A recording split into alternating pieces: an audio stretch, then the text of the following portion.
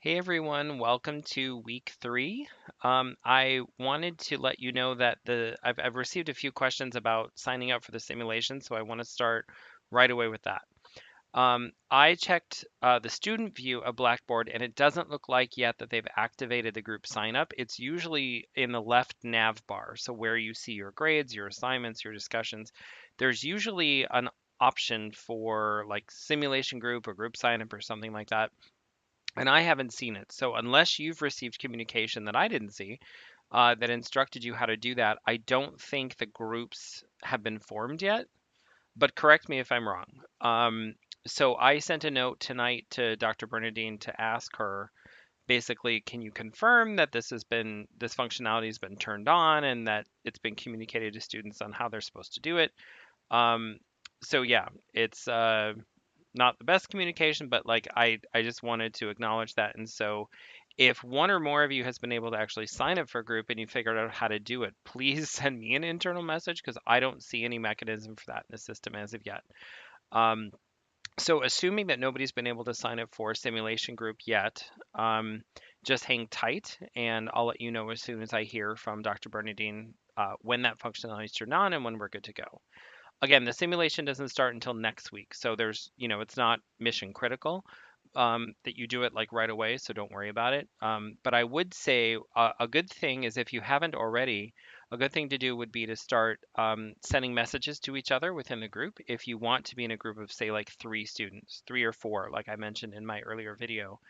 So if you haven't, reached out to any other members of our section, please do so that you can start sort of saying like, hey, you want to be in a group with me, you want to work together on this. I think that would be a good idea. So let's jump into content for this week. So as you've seen, the assignment for this week is a letter to the mayor of some town that you live in. And, this continues with the whole idea of this assignment, in that your status update on the Cassandra project didn't go over well and it's been challenged. So the work that you did in week 1 and week 2 has been submitted to your stakeholders, and now a very high stakes stakeholder has challenged it. So not only do you need to dig deeper now into your toolkit to better present the Cassandra data, you also need to consider how data from a previous project, which is called Modus, supports your status update for Cassandra. So in other words, you need to delve into a previous project, a prior project to say, hey, here's something that's very similar to what we're doing now. This is how this played out. My prediction is dot dot dot.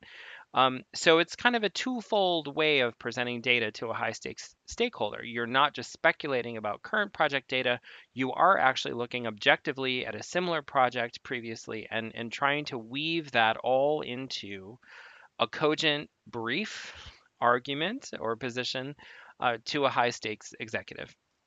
So your data set now includes schedule information as well. So consider how that is going to tie into your EVM calculations because as you know, some of our EVM data and calculations and statistics include schedule information, which we didn't really have to deal with in week 2, but now you do. So how can you expand your statistics presentation now that you have schedule data? The other thing I would say again, I really want to reinforce this. This is very important. The mayor is an extremely high stakes stakeholder. So your presentation to his or her office should be 3 to 5 paragraphs, like 1 to 2 pages max. Think about this. Like this is, you have to find a way to present this kind of complex data and the project status and the statistics in a way that's digestible and quickly accessible to this audience. This is a real life challenge that we deal with on a constant basis in the workplace, right? I'm sure all of you have dealt with that in one form or another in your work lives. So, this is a great way to practice that skill. It's a very important skill as a project manager. So, recall the questions that I asked you to think about in week 2 from my previous video. And if you don't remember what those were, go back and rewatch that video because I think here is where, if you've thought through them and if you've answered them to yourself, I think it's really going to bear fruit. So that's about it.